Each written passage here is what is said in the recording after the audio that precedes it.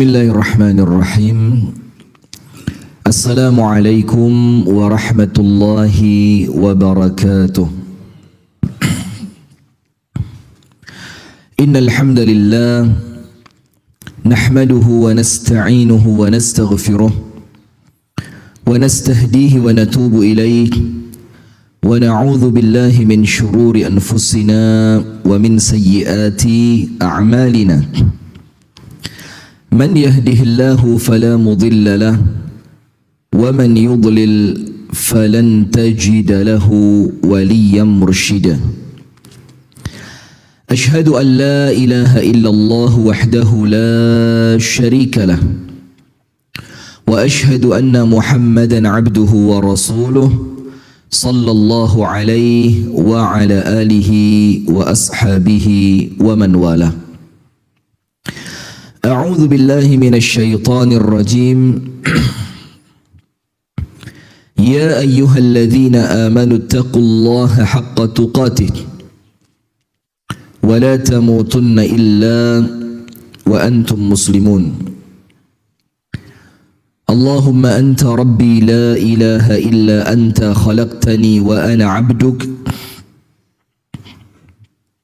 wa ana 'ala 'ahdika wa wa'dika mastata'tu.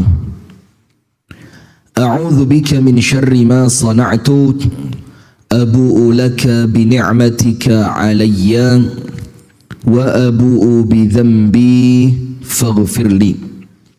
Fa innahu la yaghfiru adh-dhunuba illa anta.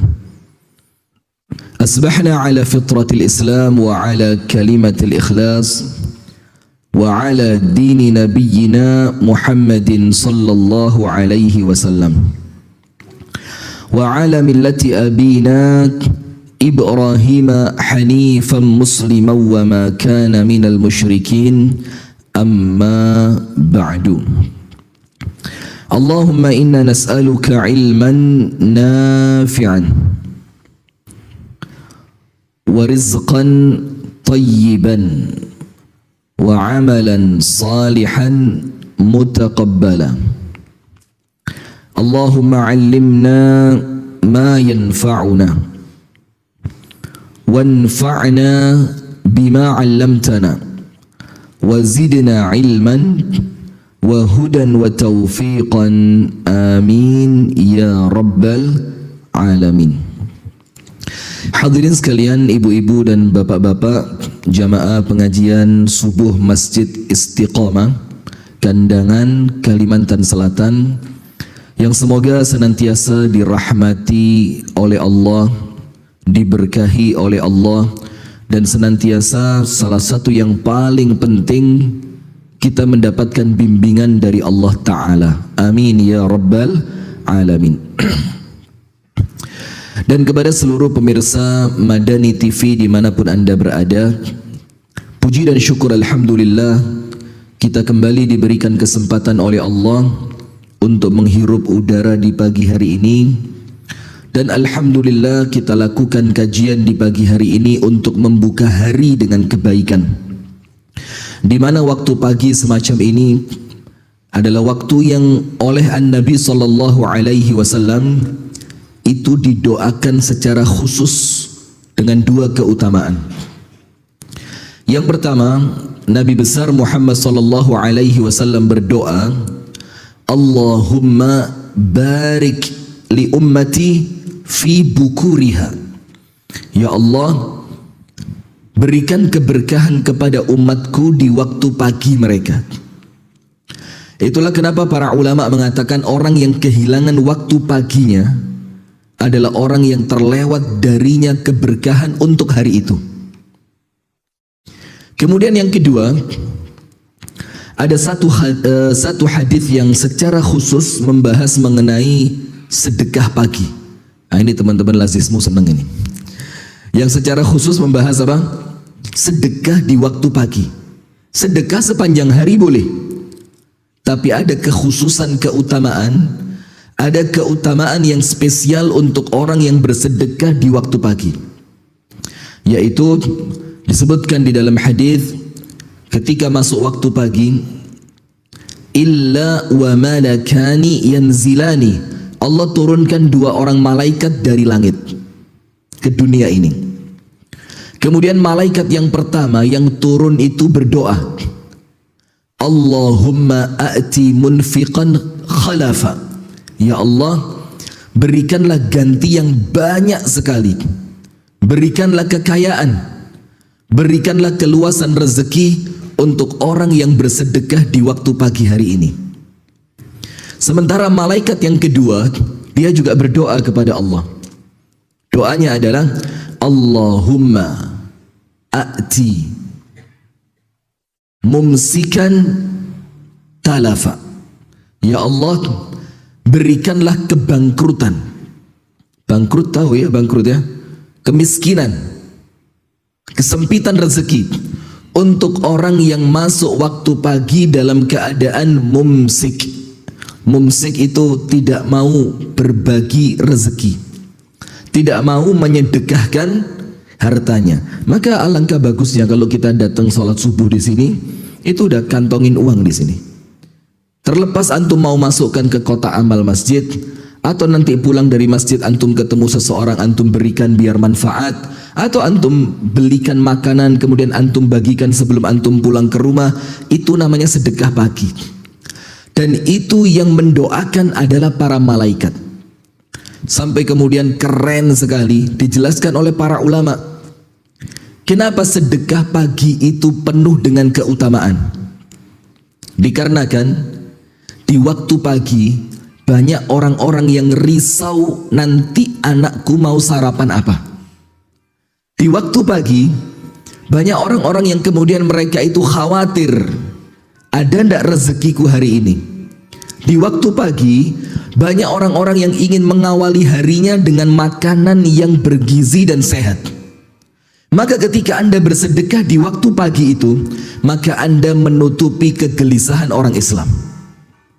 Dan barang siapa yang menghilangkan kesulitan seorang muslim, Allah hilangkan kesulitannya dunia sampai akhirat. Maka alhamdulillah, salawat beriring salam semoga tercurahkan kepada uswah kita Nabi besar Muhammad sallallahu alaihi wasallam, beserta seluruh keluarganya, beserta seluruh istrinya, beserta seluruh sahabatnya, dan seluruh di antara umat dan pengikutnya yang senantiasa setia menjalankan sunnah, menjalankan tuntunan, dan menjalankan ajarannya ila yaumil qiyamah.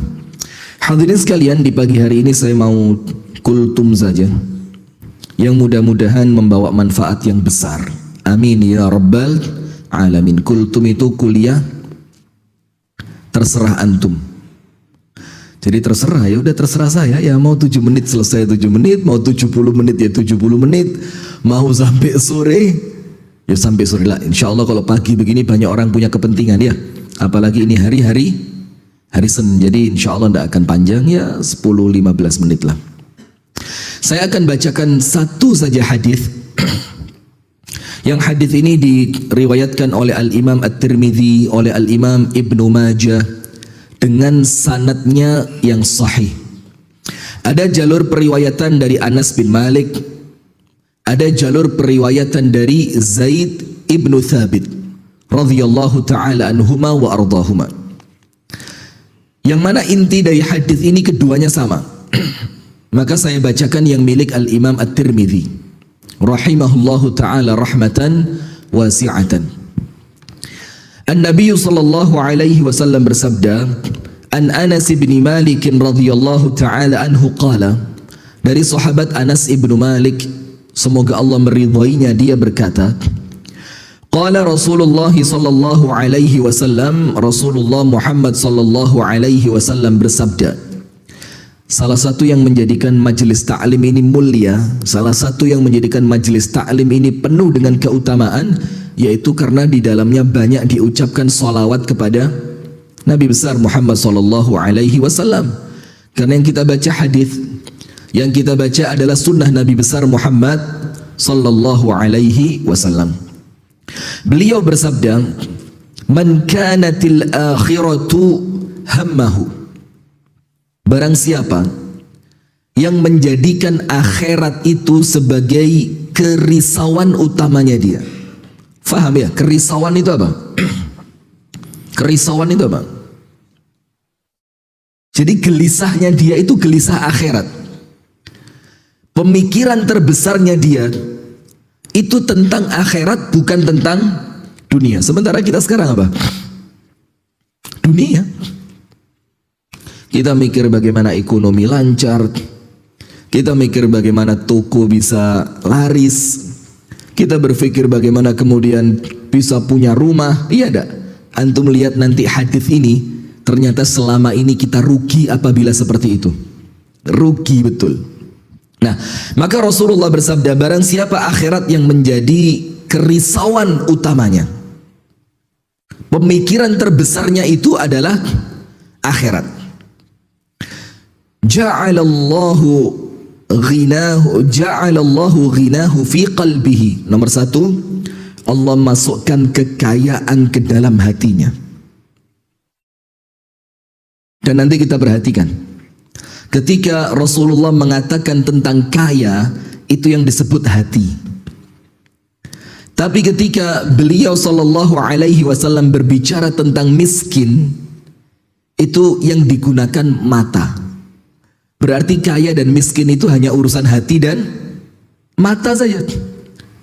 Nah, maka orang yang menjadikan akhirat itu tujuan utamanya, kerisauan terbesarnya, Nabi besar Muhammad yang menjamin Allah masukkan kekayaan ke dalam hati antum. Sementara Rasulullah mengatakan apa? Laisal ghina an kathratil 'arad, walakinnal ghina ghina nafs. Orang kaya itu bukan orang yang hartanya banyak melimpah, bukan. Karena banyak orang yang hartanya melimpah masih merasa apa? Merasa kurang. Itu antum lihat itu, a'azzanallahu wa iyyakum. Semoga Allah menyelamatkan kita. Para koruptor itu rata-rata sudah nampak kaya atau masih miskin? Coba koruptor-koruptor yang ketangkep KPK yang kelasnya nasional itu, rata-rata mereka sudah kaya. Mereka punya mobil bukan cuma satu, mereka punya rumah bukan cuma satu, mereka bahkan punya gaji yang apabila gajinya itu diberikan kepada orang kandangan, itu tidak cukup, tidak perlu kerja setahun, insya Allah cukup. Tapi kenapa mereka masih korupsi? Karena Rasul mengatakan kaya itu bukan materi tapi hati. Maka ketika kita lihat orang semacam itu hakikatnya Allah sedang mengazab mereka. Sudah kerja capek, nampak rumahnya mewah, nampak mobilnya mewah, dan ketahuan gajinya besar, tapi dia tidak merasa cukup. Itu diazab sama Allah. Dia tidak diberikan kemampuan menikmati apa yang dia miliki. Sementara lihat orang lain yang kerjanya biasa, jumlah materi tidak seberuntung mereka, tapi bisa tertawa di rumah, bisa tenang dengan anak dan istrinya, bisa menyempatkan sholat di masjid 5 waktu sehari, bisa sempat membaca Al-Quran. Sementara mereka yang sudah kaya, hidupnya dikejar waktu, meeting sana, meeting sini, MOU sana, MOU sini. Antum perhatiin enggak yang seperti itu? Coba. Sementara kita ini nampaknya orang biasa, tapi alhamdulillah kita punya waktu bersama istri, kita bisa main-main dengan anak kita. Bahkan di antara antum mungkin ada yang sempat kepikiran mau nambah istri. Iya kan? Padahal duitnya tidak seberapa. Lah sementara mereka yang sudah kaya itu bukan mikir nambah istri, mikir bagaimana supaya selingkuhannya nggak ketahuan istri. Dan betul itu. Dan antum tahu saya punya teman, itu cerita apa? Hampir bisa dipastikan setiap koruptor pasti punya selingkuhan. Coba. Nah, maka Allah melalui Rasulullah mengatakan itu karena pikiran terbesarnya dia apa? Dunia. Sementara apabila orang itu risau terbesarnya adalah akhirat, Allah masukkan kekayaan ke dalam hatinya, tenang hidupnya, merasa cukup, tidak diperbudak oleh dunia. Kemudian wa jama'a lahu syamlahu.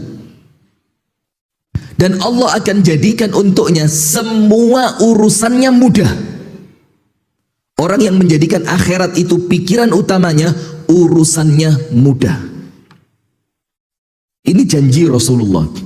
Kenapa urusannya mudah? Karena Allah ikut campur dalam urusan itu. Karena Allah tidak akan membiarkan orang-orang yang kemudian mereka itu menjadikan akhirat sebagai tujuannya, Allah biarkan kesulitan untuknya, tidak mungkin. Allah pasti berikan untuknya kemudahan. Dan itu janji Allah. Wa may yattaqillah yaj'al lahu makhraja wa yarzuqhu min haitsu la yahtasib. Wa may yattaqillah yaj'al lahu min amrihi yusra.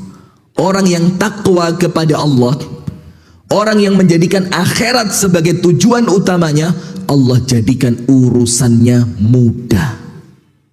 Jadi tidak perlu pusing mikir dunia, Allah mudahkan dunia untuk antum, antum tinggal fokus apa? Ibadah. Enak kan?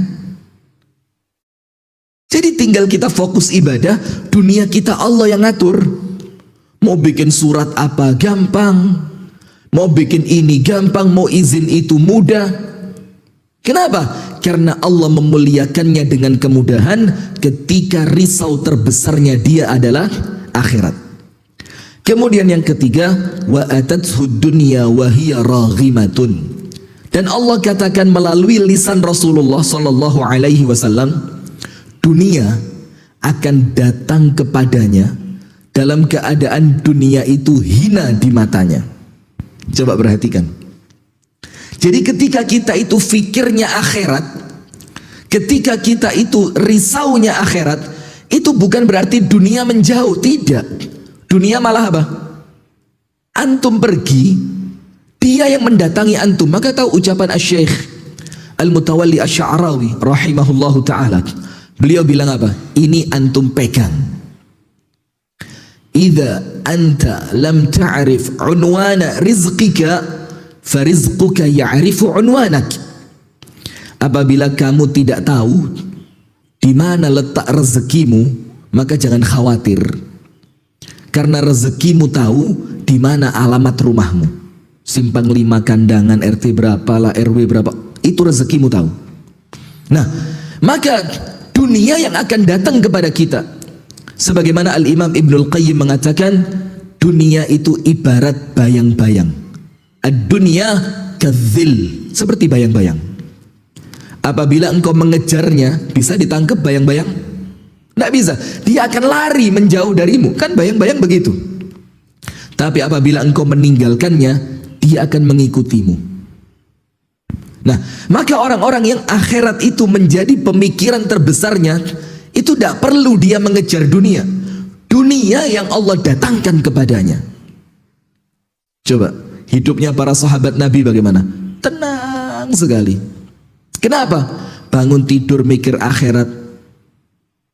Ketika kerja yang kepikiran adalah ridhonya Allah di dalam pekerjaan itu.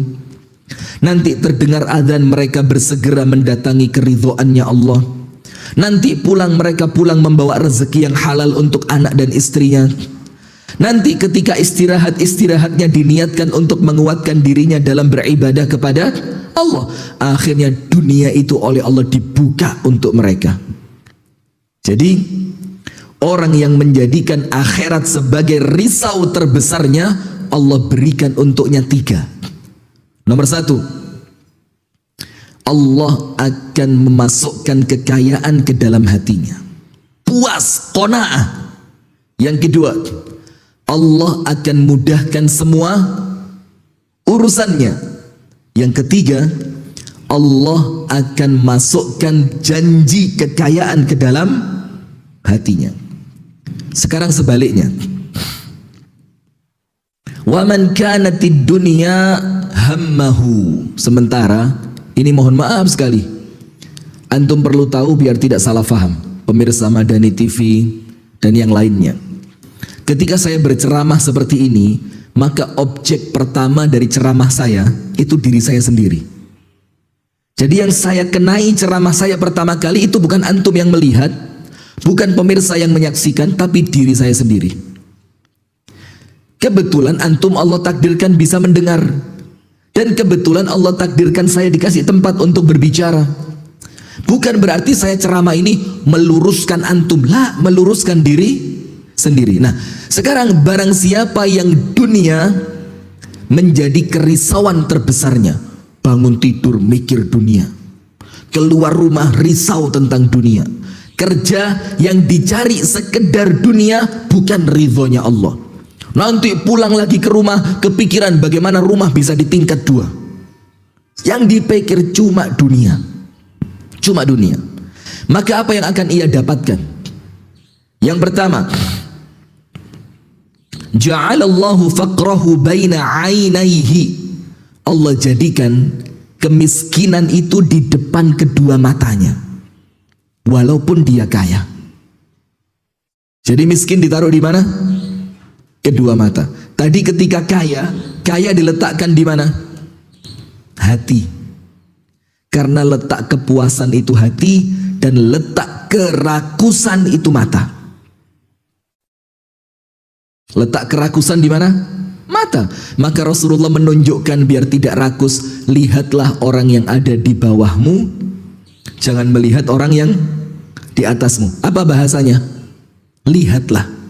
Karena kalau kita salah meletakkan pandangan kita, susah hidup kita, susah. Yang kita lihat orang kaya, yang kita lihat orang yang sukses dari segi dunia, yang kita lihat orang sebelah sana keluar pakai mobil mewah, mau apa? Sementara kita perlu tahu, nikmat itu Allah bagi menjadi 2. Tidak ada 3, 2. Yang pertama, ni'matan zahiratan, nikmat yang tampak secara zahir. Nikmat yang bisa dirasakan dengan panca indera, bisa dilihat, bisa dipegang. Tapi apa? Nikmat yang kasat mata, nikmat zahir itu belum menjamin datangnya nikmat di dalam batin. Antum bisa jamin kalau orang kaya pasti bahagia? Bisa jamin? Tidak kan? Berapa banyak orang-orang di puncak kesuksesannya mati bunuh diri? Pernah dengar ceritanya? Merlin, masa gak tahu antum, artis terkenal dunia. Merlin siapa namanya? Bukan tahu juga. Masya Allah, sampai kandangan lah Marilyn Monroe ini. Di puncak karirnya bunuh diri. Dan banyak lagi yang lain. Artinya apa? Kekayaan yang duniawi tidak menjamin batin antum tenang. Gitu mau dicari. Sementara nikmat yang kedua, ni'matan batinatan, nikmat yang Allah masukkan ke dalam hati antum. Artinya apa? Allah bisa menjadikan hati antum tenang, hati antum puas, hati antum bahagia tanpa dunia. Bisa enggak? Bisa. Nabi besar Muhammad SAW itu bisa kita katakan hidupnya sangat sederhana. Tapi tidak ada orang yang lebih bahagia melebihi Nabi Muhammad. Padahal Allah tidak berikan dunia, tapi Allah berikan bahagia. Maka yang kita cari bukan nikmat zahir, tapi nikmat batin. Bukan berarti tidak boleh cari dunia, boleh. Tapi bukan itu tujuan utama. Karena dunia kita cari untuk kenyamanan, betul tidak? Lah terus apa kalau dapat dunia tapi tidak nyaman, mau apa? Sementara harta yang antum dapatkan halalnya dihisab, haramnya diazab. Coba orang kaya masuk ke dalam surga telat 500 tahun dibandingkan orang miskin. Kenapa orang kaya masuk surganya telat? Hisabnya panjang. Ditanya rumah yang tidak kepake di sana, ditanya mobil 4 yang tidak pernah kepake, kenapa tidak dipinjamkan lazismu? Ditanya itu. Angkat tangan lazismu. Nanti insya Allah setelah ini dapat wakaf mobil. Amin ya Rabb.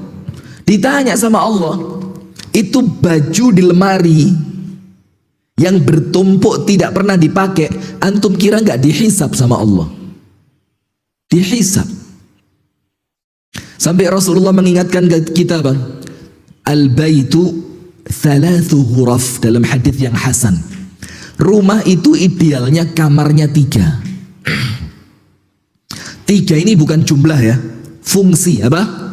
Fungsi. Yang pertama, baitun li ahlil bait zauj wa zaujah. Kamar untuk suami dan istri.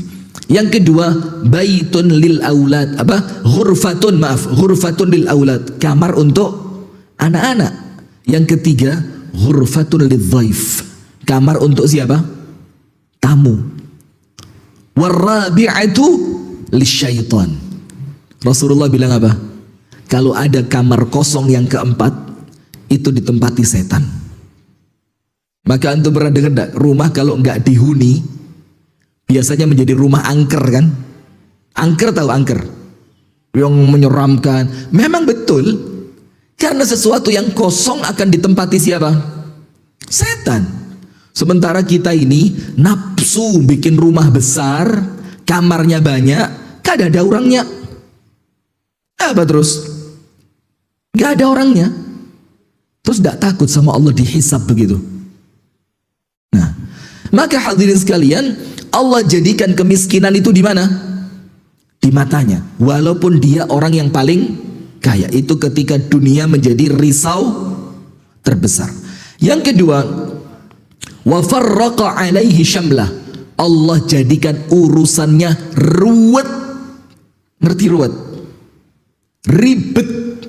Ngurus ini gak beres, ngurus itu gak beres. Pengen ini gak dapat, pengen itu gak dapat. Mau ke sana gak bisa, mau ke sini gak bisa. Ruwet. Allah bikin susah urusannya dia. Hukuman karena dia lebih mengutamakan dunia dibanding akhirat. Dan Allah ingin Anda tahu kenapa dunia oleh Allah dipersulit, urusannya dibikin ribet untuk orang-orang yang menjadikan dunia sebagai tujuannya, karena Allah ingin menyadarkan mereka bahwa dunia ini tidak akan memudahkan dirimu. Antum tahu, kalau memang dunia ini mudah, maka orang yang paling pantas dapat kemudahannya dunia Nabi Muhammad sallallahu alaihi wasallam. Tapi Nabi Muhammad bilang apa? Allahumma la aisha illa aishul akhirati. Apa artinya? Ya Allah, tidak ada kehidupan yang hamba cari kecuali kehidupan akhirat. Antum tahu kapan doa ini sama Nabi Muhammad dibaca? Ketika Nabi Muhammad membaca Allahumma la aish illa aishul akhirah. Ya Allah, tidak ada kehidupan yang aku cari kecuali kehidupan akhirat. Kapan Rasulullah baca doa ini? Kapan? Ketika merasa dunia itu menyakitkan, sehingga Rasulullah menyadarkan dirinya, sudahlah, sakit itu, sulit itu, ribet itu, capek itu, itulah hakikatnya dunia.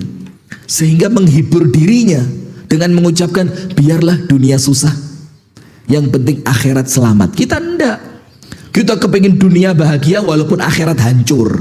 Betul enggak? Pengen jadi PNS, macam apa caranya? Pengen jadi PNS gimana? Jujur, jangan pura-pura kada tahu lah. Hah? Ada sesuatu atau lurus-lurus saja? Jujur, gimana? Itu nyari dunia menghancurkan akhirat. Antum tahu apa Rasulullah katakan? Nanti di akhir zaman kalian akan lihat rajulun yusbihu mu'minan wa yumsi kafiran. Pagi hari beriman, sorenya kafir. Wa yumsi mu'minan wa yusbihu kafiran. Sore beriman, pagi kafir. Sampai para sahabat kaget, ya Rasulullah, secepat itu mereka berubah dari keimanan menuju kekufuran. Apa Rasul katakan sebabnya? Yabi'u dinahu bi'aradhin minad dunya. Karena mereka menjual akhiratnya untuk mendapatkan sedikit kenikmatan dunia. Mereka jual apa? Akhiratnya. Mau jadi anggota DPR, mau pemilu, apa yang dilakukan? Jangan pura-pura nggak tahu ya. Cuma saya ngomong vulgar sekarang nggak berani. Ini live televisi, dikit-dikit somasi.